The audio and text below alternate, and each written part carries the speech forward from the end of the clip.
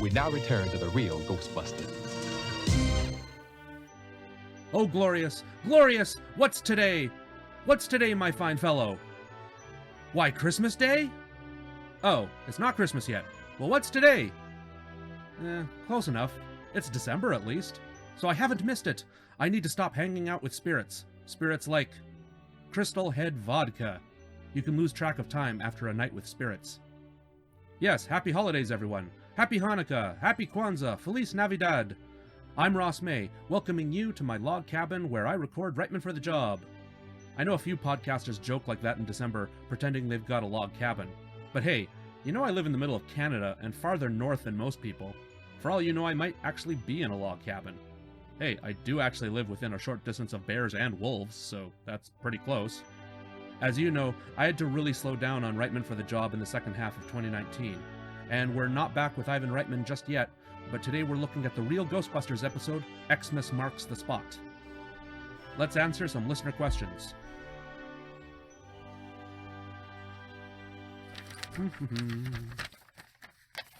Ooh, Jenny asks, Dear Santa, how are you?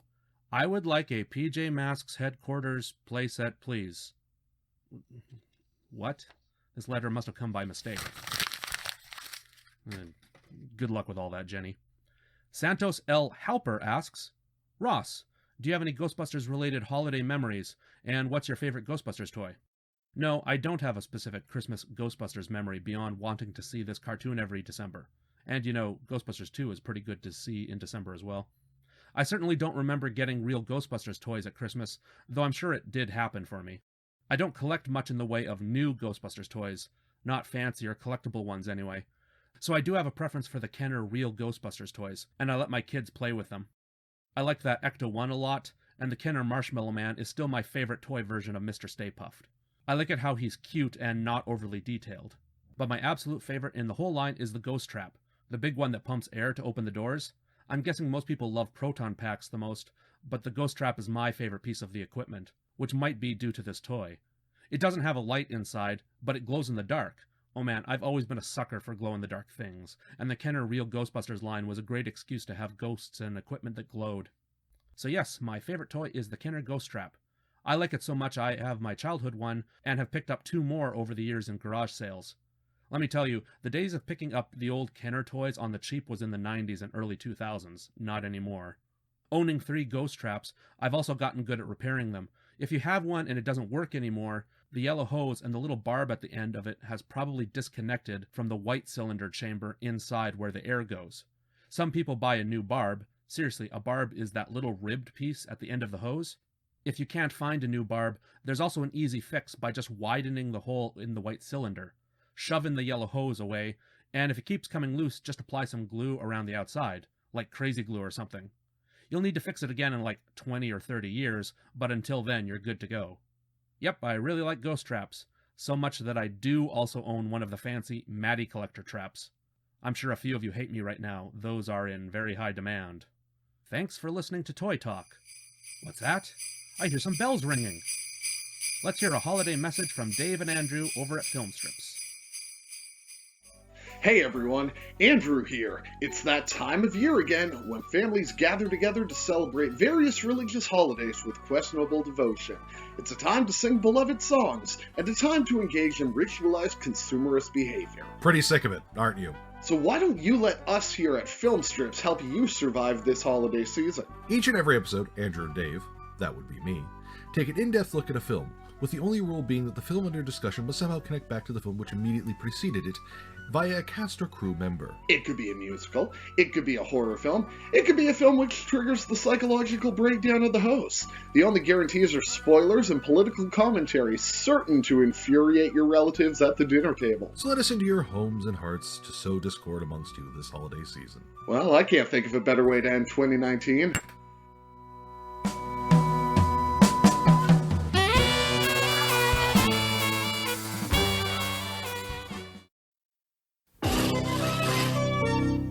Oops.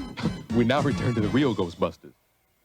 Okay, let's spend 3 hours covering the entirety of the Real Ghostbusters TV series. Or not. You're familiar with the cartoon. In fact, you probably know lots and lots of facts about it already. Hey, I can be like entertainment websites and go, did you know the Real Ghostbusters is called that because Filmation owned the trademark to use the name Ghostbusters on television? Yes, Internet, every Ghostbusters fan knows this. XMas Marks The Spot debuted on Saturday, December 13th, 1986. Yes, this is a genuine Saturday morning cartoon. Hey, here's a fact maybe some people are unaware of. Nobody is 100% sure on when every Real Ghostbusters episode aired on ABC in North America. IMDb and Wikipedia will tell you dates for when people are pretty sure they aired, but nobody has kept track of all of them. I've seen online discussions of people arguing this day, not that day, looking at old TV guides to corroborate. I applaud your research if you've gone into that, but I'll tell you, even I, someone who researches and podcasts about this stuff, I can't spend all that time and energy trying to nail down exact airing dates. But I definitely salute you if you've tried to prove what date an episode aired. But hey, news for December of 1986. Oh, some New York news. On December 15th, Carnegie Hall is reopened after its first major renovation ever. People who knew the hall really well actually complained at first that something was ruining the acoustics a little bit, and after a few years they finally figured out what was up. They used some new concrete under the stage, and that was the problem. They'd removed the concrete in '95, and then everyone was happy again with the acoustics. By the way, no, Carnegie Hall isn't featured in the movie Ghostbusters. That scene with Sigourney Weaver at the fountain is at Lincoln Center. Oh wow, here's some amazing news from England on December 17th. At Papworth Hospital outside of Cambridge, 35-year-old Davina Thompson was dying, and a team of 2 surgeons and over a dozen more doctors and nurses performed the world's first triple organ transplant. It took them 12 hours to give her a healthy new heart, liver, and lungs. Mrs. Thompson lived for another 12 years and died at the same hospital in 1998 at the age of 47. The surgery also gave her the chance to see her daughter grow up, so this is really amazing news to me. On December 19th, the movie Platoon, directed by Oliver Stone, premieres. A real feel-good movie for that Christmas. Oh hey, so the musical Les Miserables, which premiered years earlier in both Paris and London, now makes its American debut at the Kennedy Center in Washington, D.C. This was basically just a dry run for when it moved to Broadway in '87, and it would run there until 2003. And finally, some sad news that hits close to home for me. On December 30th, there was a bus crash carrying the Swift Current Broncos, a Western Hockey League team. It wasn't a collision with another vehicle. The bus slid on ice, ran off the road, and was launched into the air. 4 players sitting in the back of the bus died. This crash is well remembered in Saskatchewan, especially in 2018, when there was another bus crash carrying a hockey team. Oddly enough, that team in 2018 was also named the Broncos, from Humboldt. I've driven by both sites of these accidents. In fact, I drive by the Humboldt Broncos bus crash site several times a year. Before we dive into Xmas Marks the Spot, I want to briefly talk about what it's based on, A Christmas Carol by Charles Dickens. I know it, you know it. I don't want to dwell too much on it because then this episode would be on A Christmas Carol and not on this cartoon. But a few things. It was first published in December of 1843 and was popular right from the start. It also hit England, and soon North America, right when Christmas was on a rise in popularity. You might be kind of familiar with this, but Christmas didn't used to be the big Christian holiday. Easter is really supposed to be the most important holy day in Christendom. But here's some context. Queen Victoria had just married Prince Albert in 1840. Albert was from Saxony, so pre-German, where Christmas was a bigger thing and they celebrated with Christmas trees, and St. Nicholas was a bigger deal, closer to the Santa Claus figure. It's a myth that Prince Albert entirely introduced these Christmas traditions to England, but after his marriage to Victoria, they did start having Christmas trees and big parties every year at Windsor Castle. So really, Christmas fever started up in England, and that's the big reason Charles Dickens wrote this story. Think about it. England has a new German prince who throws grand Christmas parties with these spectacular trees lit up with candles. Now suddenly all of English high society is either attending the royal parties or hosting similar ones, and 3 years later Charles Dickens writes A Christmas Carol. What's funny is that this interest in celebrating Christmas might have fallen out of fashion, or decorating trees and focusing on Santa and having a big feast might have actually gone away, like Pogs or Beanie Babies or something. But in English-speaking countries, it was the 1-2 punch of 'Twas the Night Before Christmas in America and A Christmas Carol in England that really helped the holiday cement itself. I mean, Christians were always going to observe Christmas, but I mean, do you spend hundreds of dollars on gifts for St. Patrick's Day? St. Patrick's Day is a thing, but it's not Christmas big. Society doesn't gear all of March around St. Patrick's Day. Okay, back to A Christmas Carol. One of the other novel things about it, which literary folks have all commented on, is that it doesn't even mention Jesus by name. Tiny Tim does make reference to Jesus, just in that Jesus healed the sick and lame. It's not really forgetting Jesus Christ or the Christmas story, but it's interesting that Dickens' shift in focus away from religion itself to a more general idea of human welfare, of generosity, and even celebration really for the sake of it. So yeah, for good and ill, Dickens is probably the person most responsible for turning Christmas into a secular event.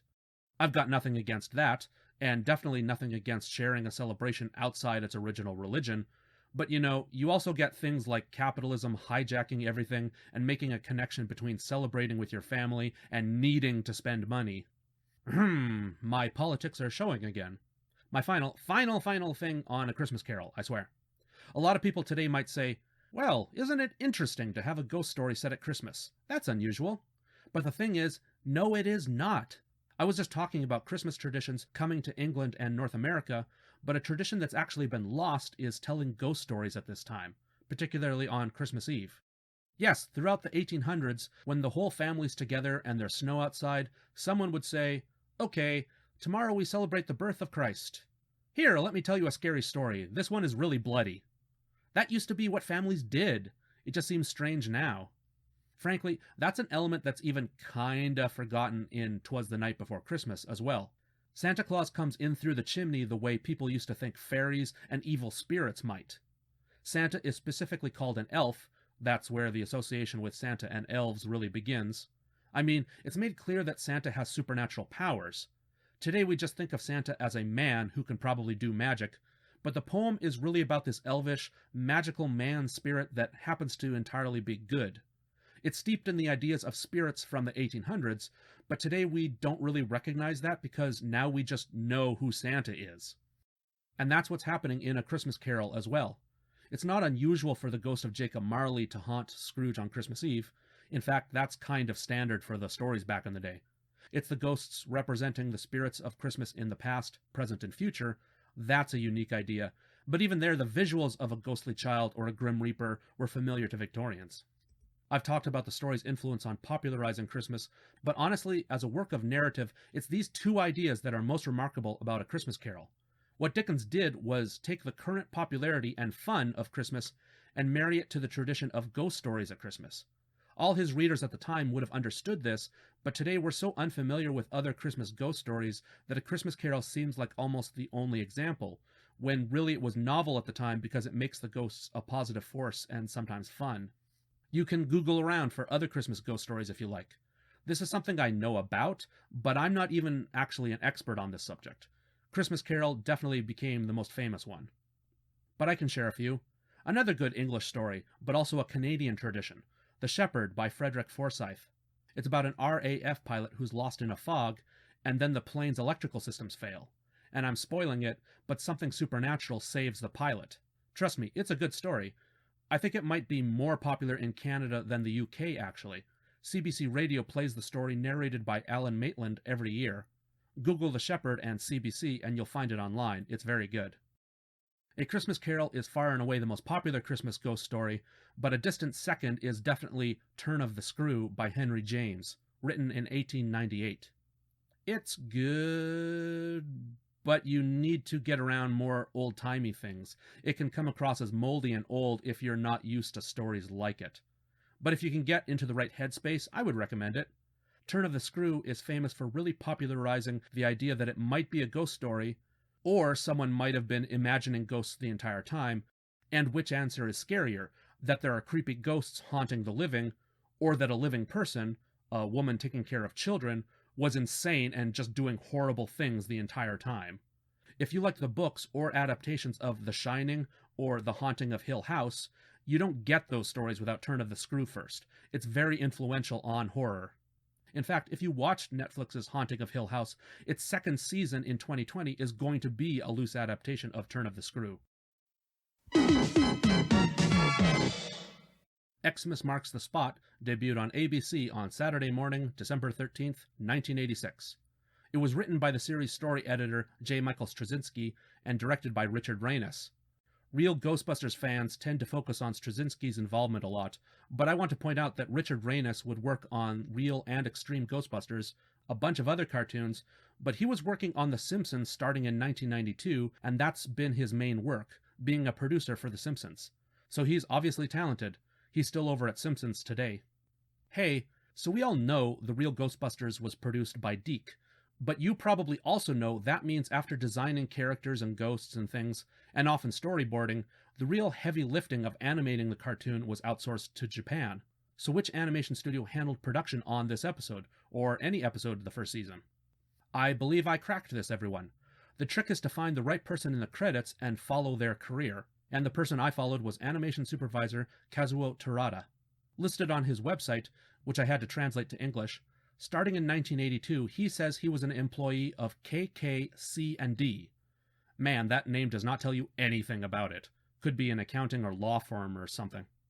But okay, I think the KK stands for its two Japanese founders, Katayama and Akagawa. I realize Akagawa doesn't begin with a K, but seriously, this is what the info leads me to conclude. C&D is for creative and development, but also a reference to DiC.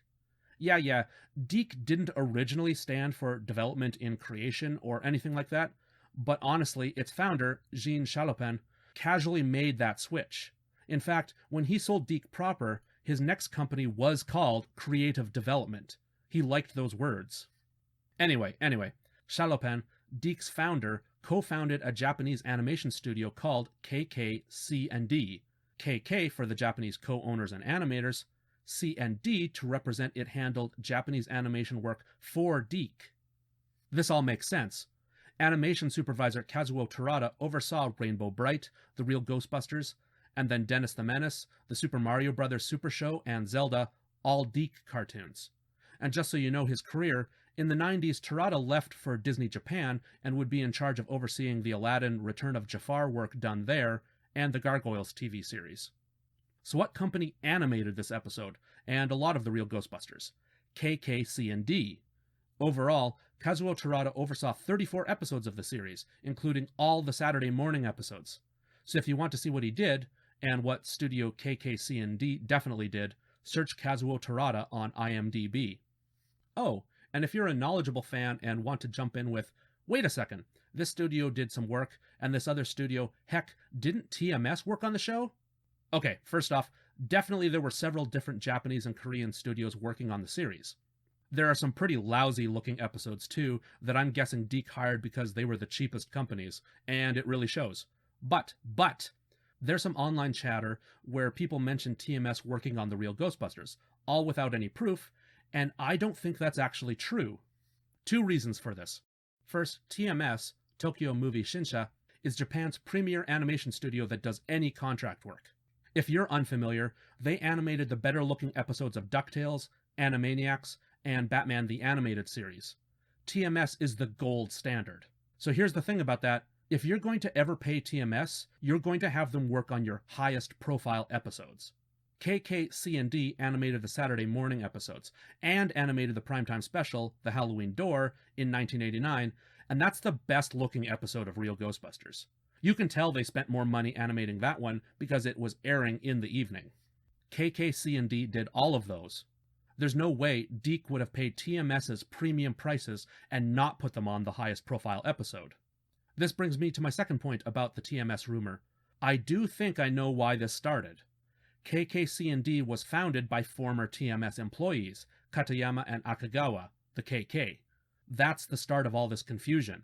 In fact, to dig into it even a little more, I know enough about Japanese animation studios back in the 70s to 90s that sometimes a person would be employed at a studio like TMS. But you know, animators work themselves to death, so they'd actually take contract work themselves at another studio and spend nights working on a different project for another company. So they're moonlighting at other places. I think that's the source of Western fans' confusion. The best episodes of Real Ghostbusters were always animated over at KKC&D, but management and a lot of the staff were ex-TMS staffers. What's more, they were still friends with workers over at TMS, so they'd have those folks come in moonlighting. That's why episodes like this one, or better yet the Halloween Door, look as good as they do. A lot of TMS people probably did work on them, but I don't think any episode of The Real Ghostbusters was actually contracted to TMS, the company. Phew, that was a lot there. But I don't think any other Real Ghostbusters fan has ever laid that out before. I'll give myself a little wiggle room and say it's possible that TMS, the company, was subcontracted by KKC&D to animate a few minutes within a good episode like this one, but I'm confident they never even animated a full episode themselves. So, now you know what's up with the animation side. Let's move on. I spoke earlier about how we're not entirely sure on all the Real Ghostbusters premiere dates, but we are sure about Saturday mornings in 1986. Real Ghostbusters was unusual in that ABC commissioned 13 episodes, but at the same time, Columbia Pictures also had Deke create 65 episodes for syndication. So in other words, the 65 episodes could be sold to any network. ABC would buy the syndication package anyway, which is how I saw all the series even in Canada, but I guess syndicated episodes could have been shown on other networks. Today, we typically call the 13 episodes that premiered on Saturday morning as Season 1, and I guess you could technically call them that, but production was actually happening all at the same time. Production-wise, the 13 Saturday episodes and the 65 syndicated episodes are almost equally Season 1. But there is a distinction there, and besides, the syndicated episodes were definitely airing a year later, in 87. And I've already let it slip, a lot of the syndicated episodes were done on the cheap and don't look this nice. So here's what's happening.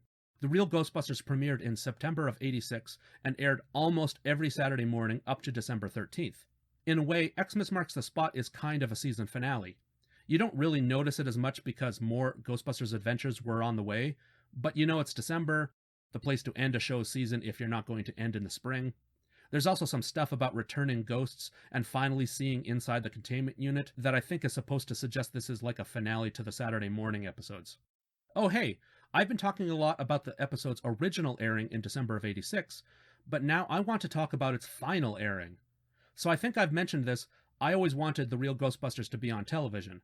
Even as an older kid, I was sad when it was mostly gone from ABC and I wasn't seeing the Halloween episodes anymore in October.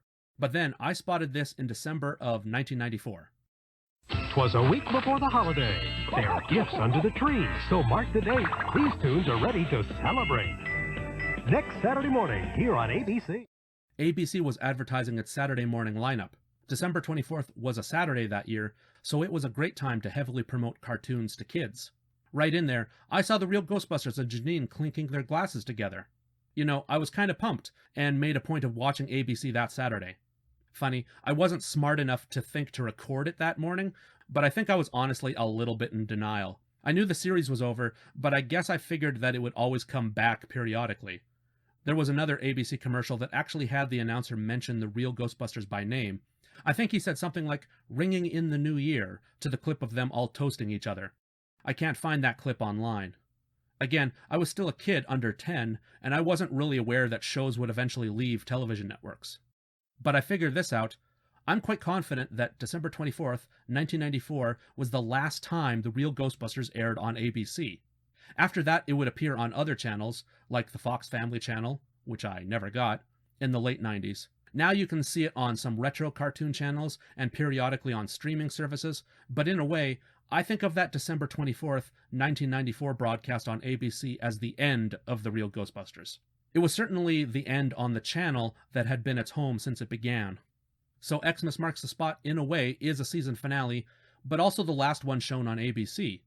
See, this is the stuff I care about while the rest of the world was waiting on the murder trial of O.J. Simpson to begin in January of 95.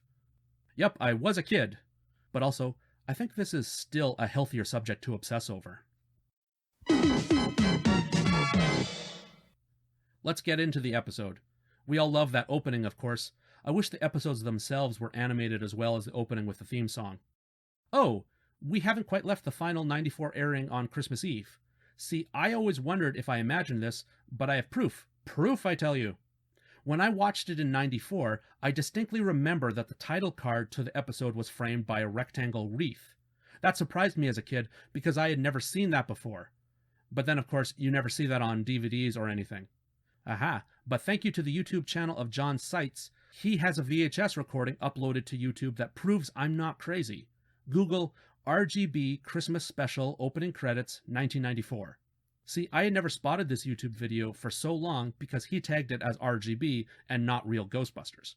Anyway, it's just a VHS recording of the opening, and the Real Ghostbusters title is framed with Christmas lights. That's fun, and something someone over at ABC added in just for that '94 airing. I'm assuming they did that to a lot of the cartoons that morning. I like that. Someone at ABC putting in a little extra effort to old cartoons, maybe even the Bugs Bunny and Tweety show, just to make it festive for kids. That Saturday morning, just because it was Christmas Eve, was treated as a little TV event for the children watching. I love it. Yes, repeating myself, in its final 1994 airing, ABC overlaid Christmas lights on the Real Ghostbusters title and a rectangle wreath over Xmas Marks The Spot. That's fun, and again, maybe this was just me, but something a little special to say goodbye to the cartoon on network TV. Okay, we're finally actually in the cartoon. The Ghostbusters had a job in upstate New York, and they're lost on back roads trying to get home. J. Michael Straczynski shows that he really knows how to write these characters well. Right off the bat, there's good banter about how Ray singed the fur off their customer's cat. I mean, realistically, I think we'd all assume that any living thing getting near to a proton stream would get blasted to pieces. But then this is a cartoon, so who cares about that kind of thinking if you can get a good joke in there instead? Oh, speaking of Straczynski again, on the Time Life DVD set, that I got to contribute to a little bit.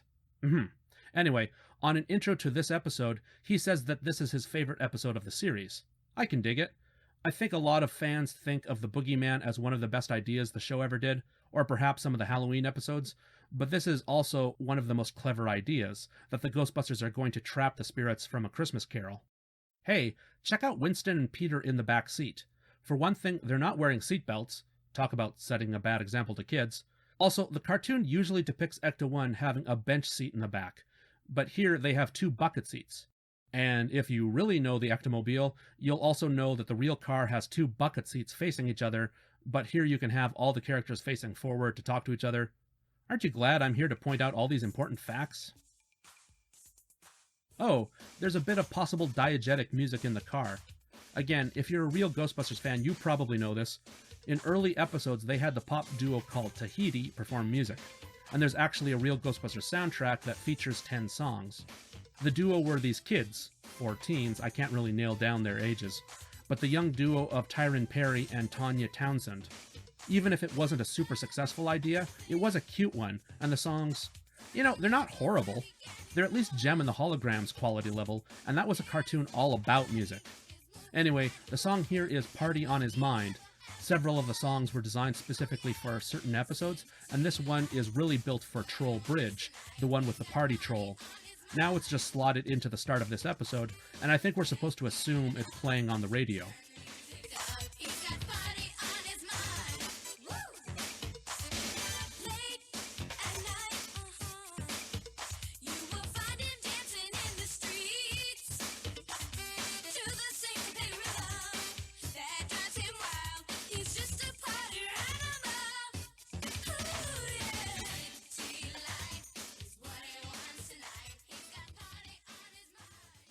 Ecto-1 quits.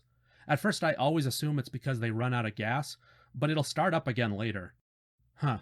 Don't know what's wrong with it. Plot contrivance, frankly. The guys go out hiking. I love it that they take their heavy proton packs with them. They seem to take, or not take, the packs as needed for any story.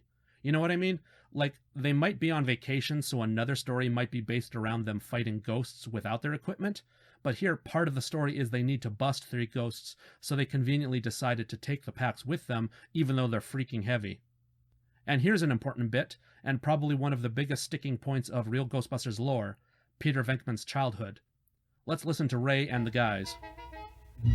What a way to spend Christmas Eve, eh, Peter? Typical. Come on, let's see if we can find a phone somewhere. What's with him? He always gets grumpy about this time of year. Christmas isn't Peter's favorite season. His father was always away at Christmas. That affects you after a while. It's easier to shrug that off if you pretend you don't care about Christmas. And you pretend it long enough, pretty soon you believe it. So we've got that depressing piece of info, but let's back up. The first bit of expanded Ghostbusters lore is really the North American novelization to the film written by Richard Mueller.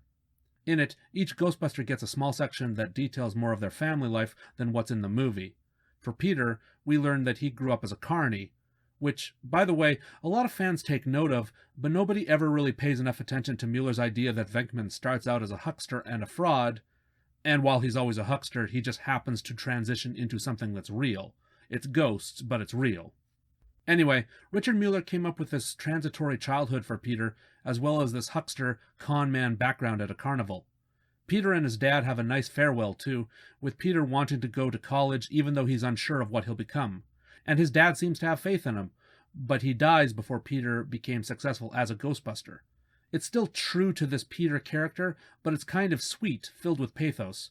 It's a great touch from Mueller. Straczynski was familiar with the novel when he hired Richard Mueller to write for the cartoon series, and the two of them kind of made a new canon backstory for Peter. Mueller ended up liking the idea of Peter's dad so much that the dad was now alive in the cartoon, actually. He wrote 3 episodes that feature Venkman Sr., who's a con man. On the flip side, there's Mrs. Venkman. So in the voice clip I just played, she's not mentioned. Straczynski wrote one other episode touching on Peter's past, called The Thing in Mrs. Faversham's Attic. In it, it's made clear Peter is being nice to an elderly lady because she reminds him of his mom, and towards the end he even says his mom was alone a lot, and he never got to, and he trails off. So I mean, she's dead. And wow, again, talk about pathos. Peter had this sad kind of childhood, with his dad running off trying to earn money, and Peter has regrets about his mom. I never want to overplay this and say the Real Ghostbusters is the most important animated series or anything, but you know, you look at other cartoon shows up into the mid-'80s, and I can't think of another that did anything approaching that level of maturity. And the fact that the series never explicitly says the words, Peter's mom is dead, is a good indicator that American animated shows weren't really prepared or allowed for this level of maturity. So yes, the key episodes to understanding Peter's childhood are XMas Marks The Spot, The Thing in Mrs. Faversham's Attic, and the 3 episodes featuring Peter's dad. And there are 2 other episodes that seem to contradict all this. Ghostbuster of the Year has a joke where Winston tells Peter to call his mother, and Peter doesn't correct him. That's a borderline case, but in The Devil in the Deep, Peter has a line about his mom reading Celebrity Magazine, and is definitely present tense. Some fans try to square these things away, and you really can't. Both episodes weren't written by Straczynski or Mueller, and it's a detail that just slipped by. Straczynski was still the editor at the time, so yeah, maybe he should have caught that. Or maybe he thought they were just good jokes. Or what I probably believe, oh my god, I've got to oversee 78 episodes and I need to keep moving fast, keep writing. But yes, Peter Venkman, sad childhood, deadbeat dad, dead mom, let's move on. The guys walk through a blizzard and get sent back in time. Maybe Egon would have noticed this anomaly if he had his PKE meter out. By the way, I love it that there's no explanation for why this wormhole to the past, and to London, exists. And you might say, hey, it's an example of Real Ghostbusters being a kids show, it's not as sophisticated as the movie. And yeah, it's not, but also consider Groundhog Day. Is there any reason why Phil Connors gets stuck in a time loop in the movie Groundhog Day? Eh? Didn't consider that similarity, did you? Groundhog Day even has a blizzard keeping the Bill Murray character stuck there too. And honestly, both here and in Groundhog Day, the time travel anomaly is just a device to teach the Bill Murray character a lesson. That's frankly why the wormhole exists. Huh, maybe this lends credence to my theory that all Bill Murray roles are supposed to be related. I love it how the Ghostbusters aren't smart enough to figure out that they're back in Victorian London. They call it a town, but if you saw 1840s London stretched out in front of you, you'd know it's not a town, it's a city. We see Bob Cratchit and his son Tiny Tim buying a bird for Christmas, and it's comically small. This scene isn't in Dickens' story, by the way, but it's Straczynski finding a clever way to at least include the characters, because otherwise they're not in any of the scenes with the ghosts. When Scrooge does see the Cratchit's meal, when he's hanging out with the Ghost of Christmas Present, the goose is mentioned being particularly small, but fitting in a hand here is extra funny. Oh hey, I've just spotted a mistake by Straczynski. In the story, the Cratchits eat a goose, while here, they say it's a duck. I'm goofing, and this fact doesn't really matter. Again, we're moving on. Speaking of all these names, now's a good time to point out that Charles Dickens made a point of giving characters comically appropriate sounding names, usually based on how they sounded. I mean, it's Bob and Tiny Tim Cratchit, and Tiny Tim goes around on a crutch. Cratchit isn't a real surname, if you ever wondered. And take the star, Ebenezer Scrooge. It's not just a particular name we associate with that character today. Even back in 1843, it sounded like a ridiculous, mean name. Scrooge is probably a corruption of Scrooge or Screws, which means to squeeze or to press. So his name literally means penny pincher. Scrooge just isn't a real name people have. The ghost of Jacob Marley, dead as a doornail, flies up out of Scrooge's home, and it's a great bit of animation, probably the best in the whole episode, so it's almost too bad he flies by so fast. You can tell that's Maurice Lamarche providing his moaning. I've gotten so used to hearing Lamarche in cartoons, I can even identify just general sounds he makes now. The three spirits of Christmas zoom into Scrooge's bedroom, and the Ghostbusters charge in uninvited. I guess Scrooge didn't lock his door. And come to think of it, in the story the ghosts come in hourly intervals, but here they're all showing up together. Again, it doesn't matter, it's all fine.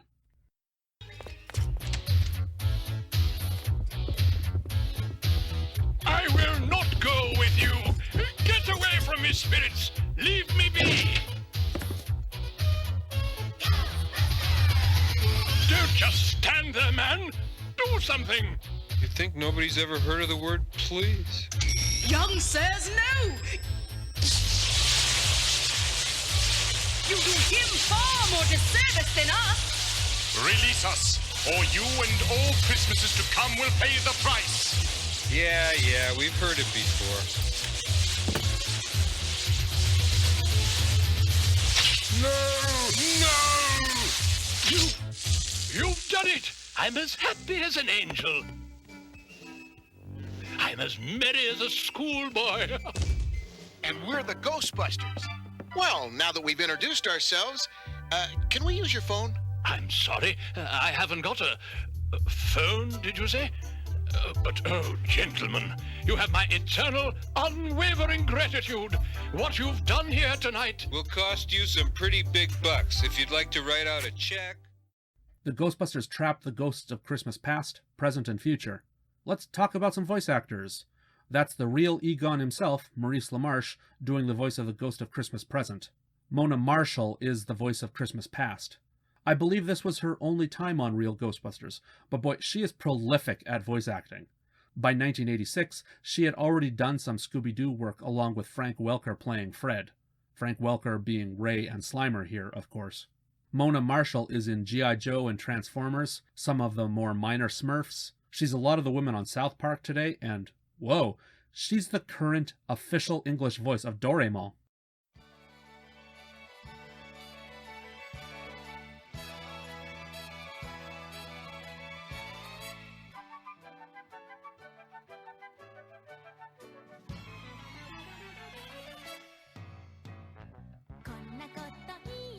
That would be a huge deal if Doraemon was just more popular here. Doraemon is Mickey Mouse level famous everywhere around the world, just except for English language audiences. My kids watch Doraemon in Cantonese, and it's a big deal anytime one of Doraemon's voice actors change. It makes the news in some places like Japan and Taiwan. There are official voices to Doraemon the way that there are official Disney voices to characters.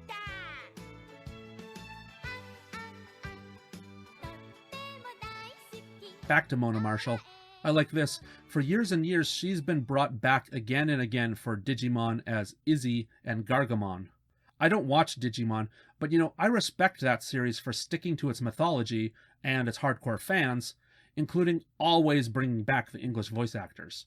Voice actors who dub anime are usually seen as pretty disposable. For comparison, the more popular Pokémon canned its original American actors years ago, but I've noticed Digimon makes a point of keeping the same voice actors, including Mona Marshall and Laura Summer, our Janine for this episode.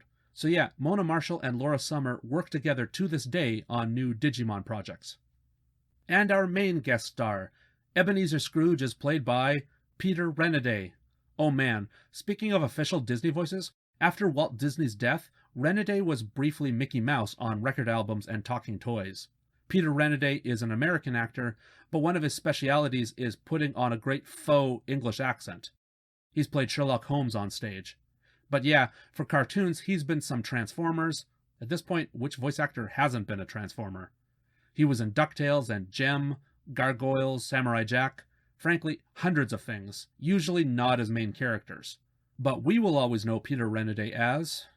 My 4 young wards nicknamed me Splinter, for obvious reasons. I, in turn, named them after my favorite Renaissance painters. I knew the outside world would consider them freaks, so I trained them in the art of ninjutsu. Donatello, whose simple wooden bull can disarm any adversary. Raphael, no sword on earth can withstand his sai. Leonardo, his swordsmanship is unmatched. Michelangelo, master of the whirling nunchakus. And master of the whirling pizzas. And that is how they became the Teenage Mutant Ninja Turtles. Come on, of course I know Peter Renaday is Splinter. In fact, I have an autograph from him. I know, not exactly the coolest having him whisper out wise words to simulate a Japanese accent, sorta, not really. Ninja Turtles cartoons have been better lately about hiring Asian actors to play Splinter. But yes, here in Real Ghostbusters, you can really hear Renaday do his specialty of doing a pretty good English accent. Oh yeah, and before we met Scrooge, that was also Renaday voicing the butcher who sold the tiny bird. IMDb and websites don't even list him voicing that, but I've got enough of an ear that I can tell. Back to the Dickens story, Straczynski has Scrooge say some lines here from the novel. I'm as happy as an angel. I'm as merry as a schoolboy. If you know the story, it's a fun subversion because those are the lines Scrooge says after he's become a generous, loving person. Here, the Ghostbusters have mucked up the story, but Scrooge is still happy even though he's going to continue being a miser. Then, Scrooge launches into his lines about Jacob Marley, that it was really what he ate that made him hallucinate. There's more gravy than of grave to those ghosts. Ha, let me tell you, as a writer, we're told to kill our darlings, but that line was definitely one of Charles Dickens' darlings. You can tell that he had that pun and was just dying to write it down.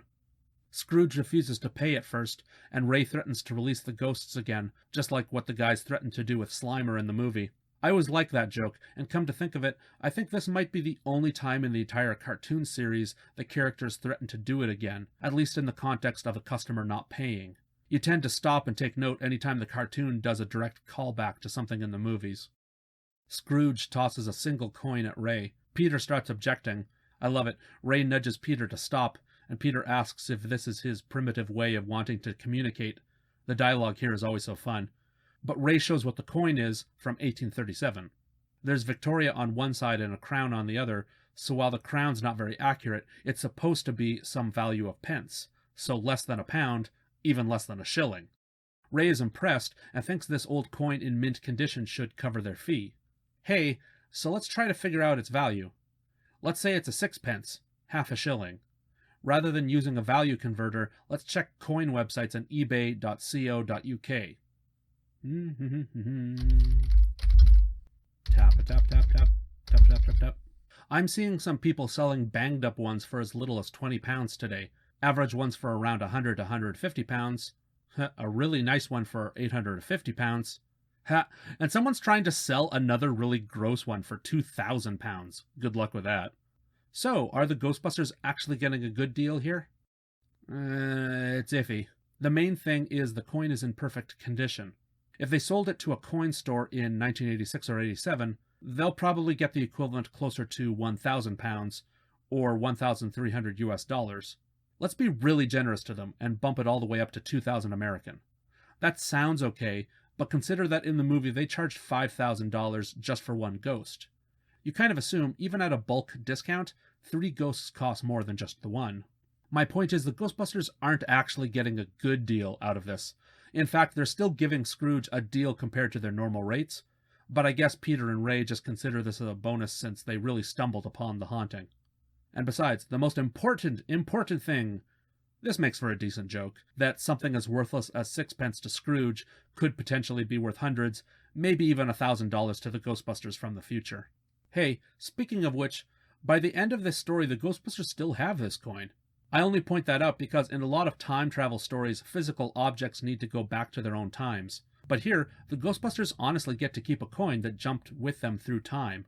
The Ghostbusters immediately go back to the car. I thought they were looking for a phone. Oh well. Ray just tries again, and it starts. That's weird. This really is the universe just conspiring to teach Peter Venkman a lesson about the holidays. And hey, let me tell you, as a Canadian, cars do not suddenly become more likely to start in cold weather. If anything, Ecto-1 should be dead. I guess that's why this is a cartoon. So back to New York we go. Egon meets Janine and Slimer, who bah humbug Christmas. Egon has a feeling. I wonder if he'll figure things out in time. The other guys go to Fifth Avenue, which is famous in December for its Christmas decorations. I mean, you can walk by the Empire State Building, and from there you're only a couple blocks from Macy's, so that's the Miracle on 34th Street setting. Oh, and on Fifth itself, they could also walk by the New York Public Library. Go wish a Merry Christmas to the lions out front and the librarian ghost that they never bothered to catch inside. By the way, the Ghostbusters Firehouse, Hook and Ladder number 8 in Tribeca, is further south from all of this. It would have taken the guys 15 or 20 minutes to either drive up there or go by subway, or they could get there on foot in around an hour. Aren't you glad I'm here giving you all these important details? So Ray wanted to go check out the decorations on Fifth Avenue, but there are none. Instead, people are selling Scrooge's best-selling book, A Christmas Humbug. For some reason, now Ray figures out that they've traveled back in time, and Winston is the one who actually says that he's familiar with the Christmas Carol story. These guys were so dumb about all this. Here I thought maybe all 4 of them had never heard the story. That gets to the one thing about this episode. As fun as an idea as it is for them to trap the Christmas ghosts, the Ghostbusters need to be really stupid for this story to work. Ah well. I like this bit. A woman on the street tells the guys that in 1837, Scrooge defeated the ghosts, quote, all by himself, and Christmas has been gone since then. I love it that Scrooge had to take that extra step and lie to the world about how he defeated the ghosts. And real quick, this brought me to an interesting question. Why is the past set in 1837 when A Christmas Carol was published in December of 1843? I know the coin we talked about is minted 1837, but it's only this lady here who confirms the past is set that year. I had a hunch, and I tweeted J. Michael Straczynski about it. I asked him, is this to suggest, in my overthinking mind, that perhaps Christmas Carol was always a true event in 1837 that Dickens learned about and wrote? Straczynski got back to me real quick and wrote, yes, since in the GB's world, obviously Scrooge did exist since they were able to get to him. So there we go, in Real Ghostbusters, the idea is that Ebenezer Scrooge was a real person, this was a real story, and when he was turned into a merry fellow, he probably told his story to Charles Dickens himself. Or if not that, Scrooge at least told other people and the story got around London. And that's all great, but what I really love is that Straczynski's script never explains any of that to a kid. But if you happen to know the story was published in 1843, you can figure this out why he said it a few years prior to the book. Oh, back to the lady on the street. It's interesting that they got another actress, Marilyn Lightstone, to perform instead of have Mona Marshall or Laura Summer do a different voice. Marilyn Lightstone is a Canadian actress and first worked for Joe Medjuck and Michael Gross as an evil queen on Heavy Metal, so I'll be mentioning her again next year. Actually, while she only returns to Real Ghostbusters 2 more times, she probably plays the 2 most significant women's roles who aren't Janine. She plays Ray's Aunt Lois, and she plays Mrs. Faversham in that episode I mentioned about Peter and his mom. I mean, it's 2 one-offs, but it's a relative of Ray, and it's a woman who really brings out Peter's feelings about his mother. But I'm overlooking Marilyn Lightstone. Deke had her come back to do voices on the Super Mario Bros. Super Show, and hey, on Dennis the Menace, she's Mrs. Wilson. You know, Mrs. Wilson opposite Phil Hartman.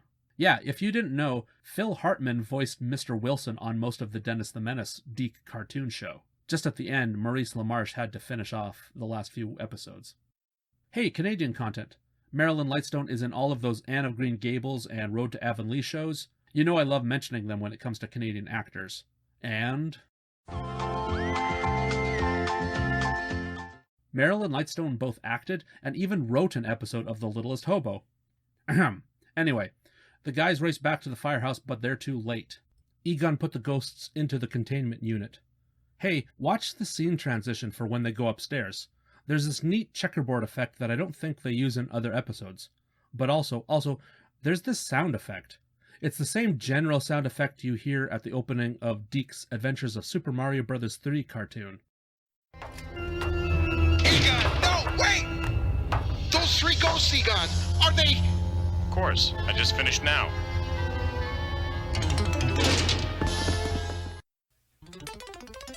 It is a legend no one will forget. Everyone thought King Koopa had left the Mushroom Kingdom. What can I say? I'm watching this stuff so closely, I notice these things now. The effect was obviously made by the same sound engineer over at Deke. In fact, I can even narrow it down to two names. The sounds were probably either done by Michael J. Cowan or Joel Valentine. I find this interesting. There's a viewer into the containment unit. The unit's in the basement, but this viewer isn't there or even on the main floor, but upstairs in the lab. Huh. Does that mean that like Egon and Ray wired up a video cable, maybe a coaxial or a composite video, up 2 floors? That seems inconvenient when you're working with a containment unit. The series would be inconsistent on what technology the containment unit has and where. In another episode, there was basically a glass window right on the unit itself. This all brings up an interesting point. In the final script to the '84 movie, there was going to be a scene where Peter actually looks through a viewer sort of like this, and we see the ghosts trapped inside the containment unit. This would have required a lot of effects work for something that wasn't really necessary, so it was cut. But coming up here on all the containment unit stuff, this is basically the cartoon fulfilling on that idea from the film. I'm sure executive producers Michael Gross and Joe Medjuck could have told Straczynski about that cut scene, and here, the cartoon is about to play around with the idea of finally seeing what's inside the containment unit. I think that's neat. Come to think of it, not just from the movie, but getting to see inside the containment unit is also fulfilling an ongoing trend in the cartoon up until this point. A lot of the Saturday morning episodes up to December had been based around the threat of repeating the disaster scene in the movie. The very first episode, Ghosts Are Us, had Slimer accidentally release 3 ghosts. Killer Watt prominently featured the threat of the containment unit releasing every ghost. In Mrs. Rogers' Neighborhood, that was also the demon Watt's big plan. Citizen Ghost had energy leaking from the containment unit. If you include this episode, 5 of the 13 original Saturday morning cartoons features plots with the unit. Let's cut to outside the firehouse, because that's what the cartoon does. 2 men and their dogs are just humbugging at each other. So the absence of Christmas itself has made New Yorkers mean. And you know, I kinda get it. Where I live, winter is dark and very, very cold, so you really need a holiday to look forward to. After Christmas, then it's probably Chinese New Year over at my house, but then it's just waiting impatiently for spring. Come on, spring, come on. But my point. The idea that something is causing everyone to be extra miserable, this almost looks a bit like what's going on in Ghostbusters 2 a few years later. You know, it's the holidays, New Yorkers think they can get by without being courteous to one another. Just a similar trend that I noticed. But even more to the point, nobody's heard of Hanukkah? And this is New York here. People are going to know Hanukkah. I would kind of like this story to take a left turn and for the guys to go, "Oh no, we ruined Christmas." And then Egon pipes up with, "Well, there's still Hanukkah. Come on, my mom taught me how to make latkes and brisket." By the way, I even looked it up. In 1986, Hanukkah ran from December 26th to January 3rd, so they still have time to celebrate. Heck, Winston could go, "You know, I guess I could celebrate Kwanzaa more. I could even teach you guys what I know about it." Just have Peter not learn the meaning of Christmas, because instead he gets into Hanukkah and Kwanzaa. Man, I kind of like this alternate story I'm making. But I guess we need to go save Christmas. As he so often does, Egon has a plan. He can enter the containment unit and rescue the Christmas ghosts, assuming he can find them in an hour. In case that doesn't work, the other guys should go back to the past and try impersonating the ghosts in case Egon's mission fails. Here's a clip I like.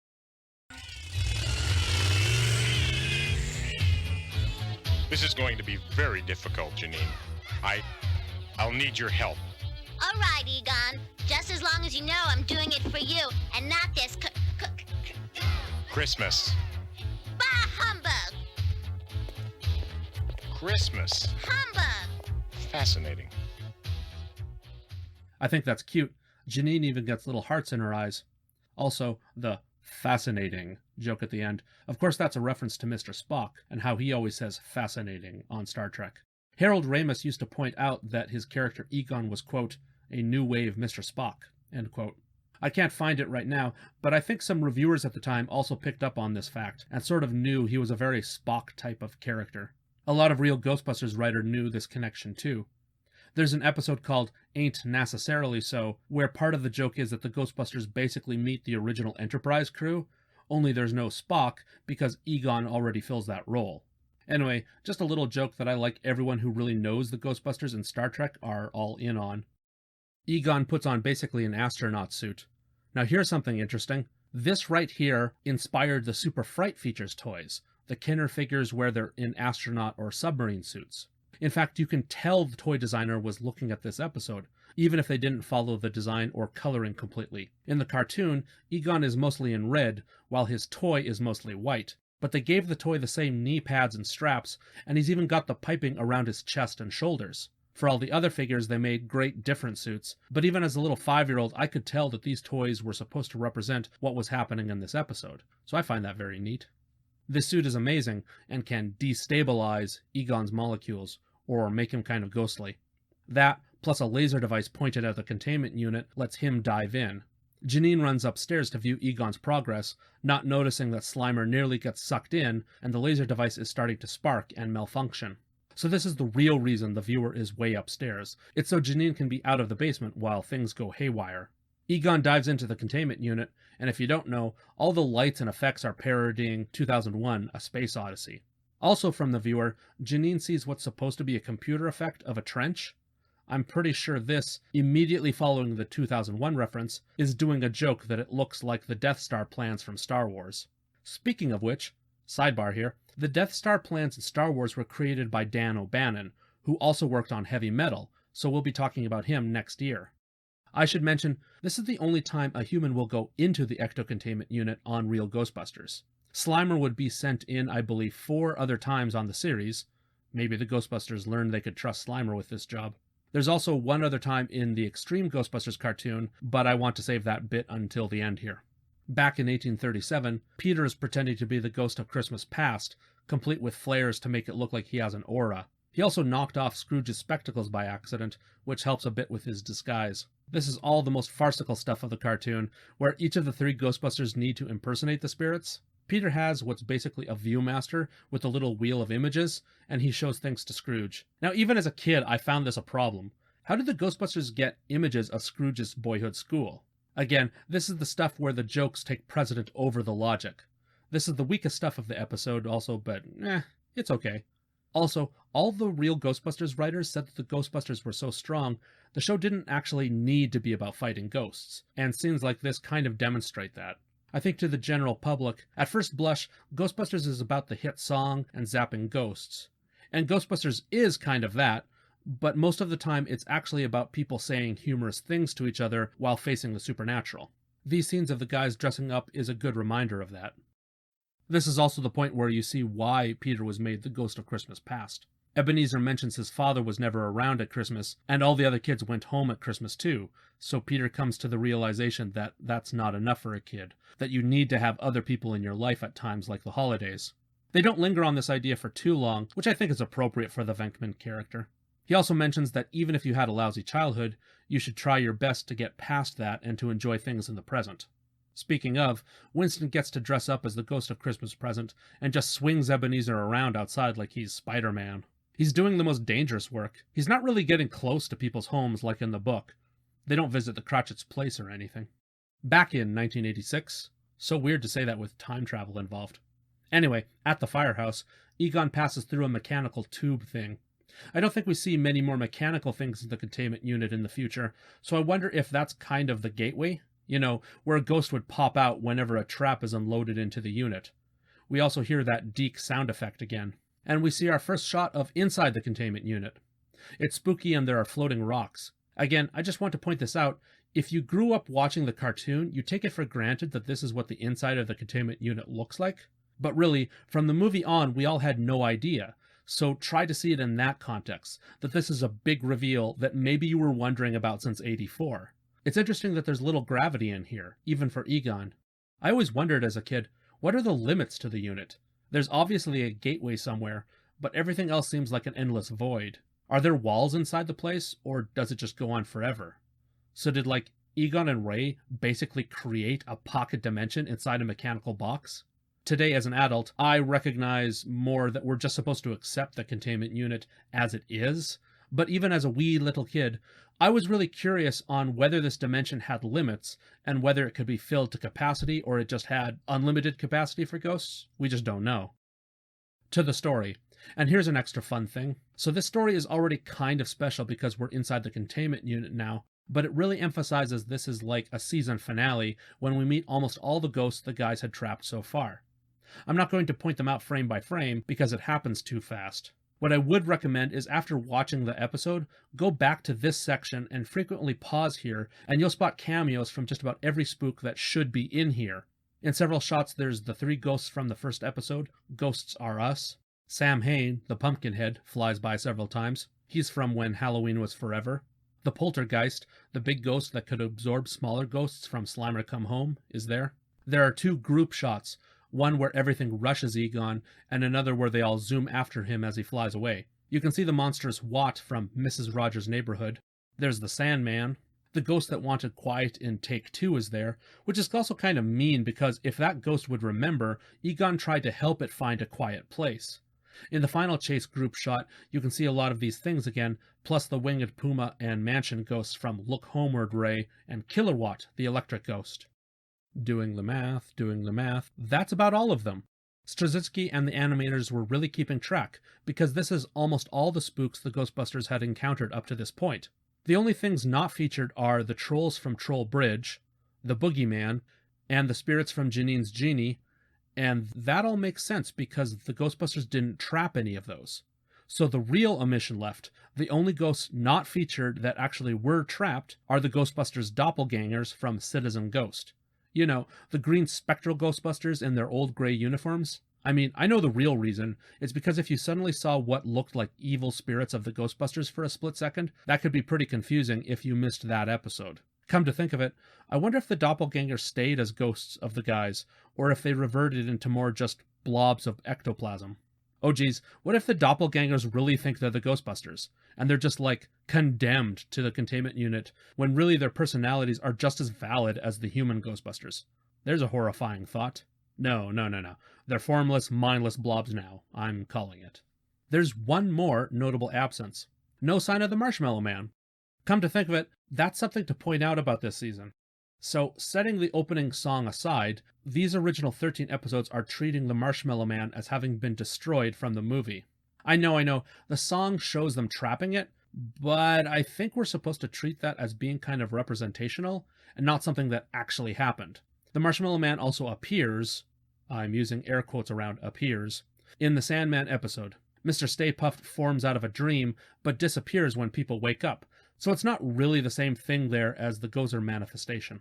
Anyway, I'm just pointing out, these original Saturday morning episodes do stick closer to the idea from the movie that the Marshmallow Man was Gozer, and was destroyed. But with there being a Kenner toy, one of my favorites, and Mr. Stay Puft being in that opening, I think they all decided to loosen up on that idea for future episodes, and the Marshmallow Man is suddenly a friendly spirit that lives most of the time in the containment unit. But anyways, here, we still don't have a friendly Marshmallow Man yet. Back to this sequence. Yeah, the containment unit features almost every ghost trapped from the series so far. Another fun sign that this is like a season finale. And even though the Ghostbusters aren't saving the world here, theoretically this is all incredibly high stakes, the way you want a season finale to be. There's the potential for every threat they faced in '86 to break loose and wreak havoc again all at once, so that's a big deal. I just wish they had focused even a little more on these monsters. Spend 5 seconds on Kilowatt sparking and the Sandman threatening Egon instead of just zooming by them. I guess Sam Hain gets the most screen time because you see him several times. Egon and the Christmas ghosts make it out in time. I wonder what that hour time limit was based on. Oh well. Also, man, Slimer really helped out by trying to keep that laser machine running. The series always plays up Slimer screwing things up, but here he really helped out when Janine wasn't paying attention. Speaking of which, Slimer helped out with the containment unit specifically, so I guess it's kind of a good bookend to how he accidentally let some ghosts free in Ghosts Are Us. Oh, and I love it. When Egon pops out back into the basement and he's still ghostly, his torso gets lodged into the floor. Then he rights himself in a very anime way. It's just a neat little bit. Egon and the ghosts make it back to 1837. We don't see what car Egon took. Maybe Janine's? I love it. Ray was trying to be the ghost of Christmas Future, and since that one is spooky and silent, he was just playing charades with Scrooge. Egon gets dramatic in front of Scrooge, giving the information that Jacob Marley's ghost gives in the story. You will be visited by 3 spirits. The first will come at 1, the second at 2, the third... whenever. I always like that delivery from Lamarche. But hey, I missed this for years and years. Look out the window as Egon is talking. The ghosts are holding up 1 and 2 for him to say the times, but Future isn't showing 3, so Egon isn't trying to be funny here, he just hasn't figured out when Future would show up. And our final joke from the ghosts. Past says, as my brother Christmas Future might say, let's take it from the top. I always found that a weird line as a kid, but of course the gag is that Future never says anything. Christmas Present tells the guys that the holiday is saved, and even straight up tells Peter that the magic reason he ended up here was so that he could learn his own lesson about Christmas. That's great, but again everyone, Hanukkah.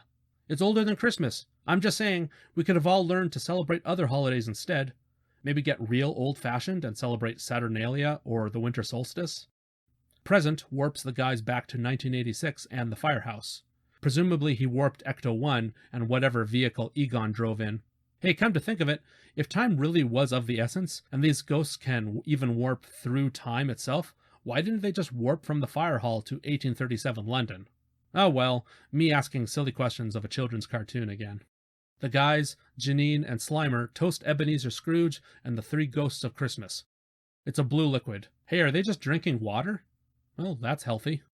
And the final joke, which you know a children's Christmas cartoon just has to include. They all hear Santa Claus flying overhead with jingle bells.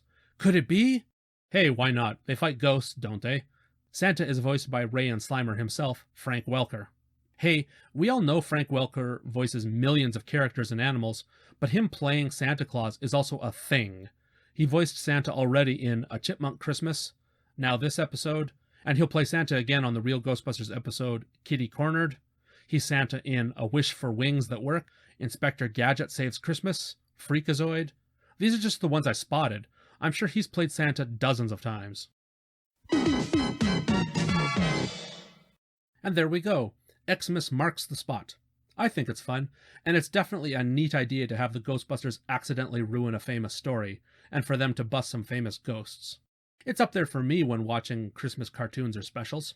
It's also just neat to be reminded of its context within the Real Ghostbusters, that it's a bit of a capper to 1986, we get to see inside the ecto-containment unit, and it'll even close out the cartoon's time on ABC in 1994. Let's go into the future, starting with November of 1997. I briefly touched on Extreme Ghostbusters. Slimer's Sacrifice isn't a Christmas cartoon, but it is a sequel to the containment unit stuff. Slimer gets trapped in the containment unit, and the Extreme Ghostbuster Eduardo goes in to rescue him. Now there's an airlock to the right of the unit, which is a smart addition. Also, inside the unit, it looks like a sewer now, but maybe the unit has different environments. I mean, what do I know? But also, gravity seems to be the same as it is on Earth. Eduardo doesn't float around like he's an astronaut the way Egon does here. Anyway, watching it again real quick, it's pretty good. I'll have to talk about Extreme Ghostbusters someday. Oh, and if you really want to cover absolutely every little thing, Extreme Ghostbusters also mentions the Christmas spirits in the episode Ghost Apocalyptic Future. They're dealing with a time-traveling ghost, and it's an offhand comment. There's some more. In 2009, there was a Christmas Ghostbusters comic book written by Rob Williams and drawn by my pal Diego Jordan. The general thrust of the comic is the same. Peter doesn't appreciate Christmas, and the guys tangle with the spirits of the holiday, ruining things. I think some readers didn't appreciate this comic because it was too similar in concept to the cartoon episode. But it also didn't entirely jibe with it, so the two stories or the two continuities don't really line up. And the ghosts of Christmas past, present, and future are in Ghostbusters World, the cell phone game. I would have never imagined this. They give Present a sword, which I find a bit odd. They also have alternate holiday costumes for December, which is also weird because they're already holiday-themed spirits, but whatever. Anyway, it's interesting to see these designs come back decades later for a mobile game. And I think that really is it for this episode. Thanks for spending part of your holidays with me, maybe while wrapping presents or doing all the dishes. As I've said lots of times now, I'll be back next year and we'll look at heavy metal and finally Ghostbusters the movie, and we'll go from there. And if you enjoyed me covering the Real Ghostbusters, let me know if there's an episode you think I should really cover someday. I'll talk to you later, but for now we'd better split up. We can spread more joy that way. Ho, ho, ho!